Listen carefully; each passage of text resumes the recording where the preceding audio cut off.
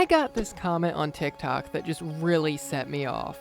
First of all, just because something is affordable doesn't mean we should be giving it to children. A lot of illicit substances are relatively affordable, and last I checked, we don't go around handing them out like candy to kids. And second, this was on a video where I made a joke saying kids probably shouldn't be in a virtual casino. But this really got me thinking. Why is it considered normal that there are a bunch of kids everywhere in VR, when there are some spaces they probably shouldn't be? So before we get into all of that, let's look at some health reasons. Now before I get started, there are no conclusive studies proving that VR can cause permanent harm to anyone. That being said, all of the studies I can find were conducted on adults. Either way, we're just gonna assume that there's no inherent harm in using VR, even to children. So if there's no direct harm, then why am I mentioning it? Well, something doesn't have to be physically harmful to cause problems. Most VR headsets have a warning that the user should be 13 plus. Now don't try and tell me there aren't any users under 13 on VR, because quite frankly, if you think that, I think that you're an idiot. Please go into a few Among Us VR lobbies and let me know what you think after that. Now, these headsets are sized for adult heads. The head strap won't fit correctly, and if they somehow manage to get it to fit, they aren't going to be using the headset with the correct IPD. An average kid has an IPD between 43 and 58 millimeters. The lowest IPD level on the Quest 2 is 58. If you've ever used a VR headset with the IPD set incorrectly, you probably know how uncomfortable it is. Everything's blurry, you might start to get dizzy, and you might even get a headache. For the most part, an adult is going to realize something is wrong and do something to correct it. Whether that be changing the IPD or just not using the headset any longer. A kid probably isn't.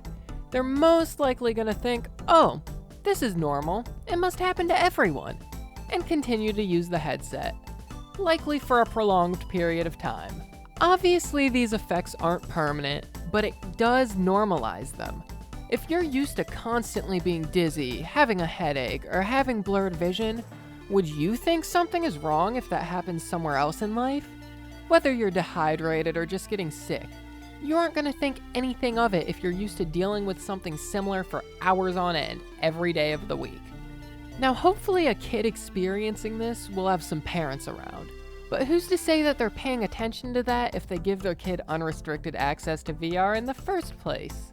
That brings me to my next point. Some of the most popular VR games just aren't safe environments for kids. Now I'm not talking about games like Gorilla Tag or Among Us. Those games are more focused on the gameplay itself. Sure, there's voice chat and I'm sure you could do some sort of damage over it, but in general, it should be expected that kids are on these types of games, and honestly, if they're gonna be on VR, this is probably where they should be. I'm more so talking about experiences like VR chat, applications where the focus isn't on gameplay, but on interacting with other users. VR chat has the unique property of having a user base that isn't completely dominated by a younger audience. Hop around a few public lobbies, and you'll find people from plenty of different age groups. When there's a large group of adults around, there's usually a large amount of adult conversations and activities. Some of the most popular worlds are based off of bars or clubs, and the environment sometimes reflects that. It isn't hard to find a lobby where half the users are drunk, high, horny, or a combination of the three. And honestly, I don't think users should be expected to censor themselves just because there's a chance a kid might be around.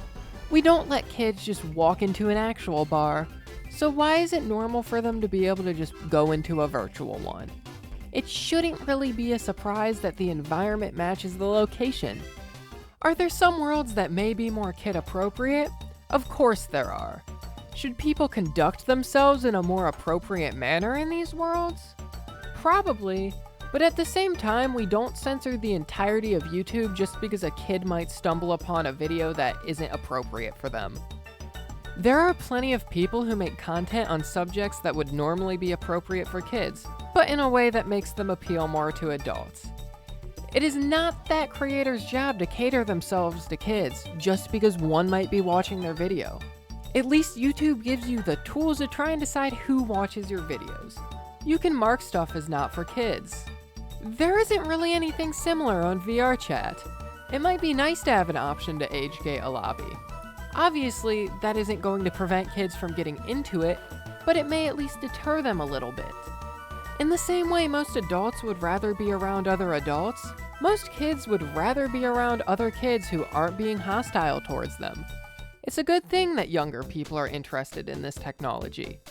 They're going to be the ones that grow up to make the next generation of VR games, or even the next iteration of hardware. It just isn't currently the most welcoming environment for them, and it isn't going to get any better if nothing is done. It isn't inherently a problem that there are children on VR, given they're over 13 and the device fits them correctly. The problems arise when you mix a bunch of age groups together and give them no good options to sort themselves out. There should at least be something to help. I'd like to hear some other opinions on the matter, so if you have one, leave it down in the comments. Thanks for watching, and if you enjoyed the video, make sure to leave a like and subscribe. Hopefully I'll see you next time.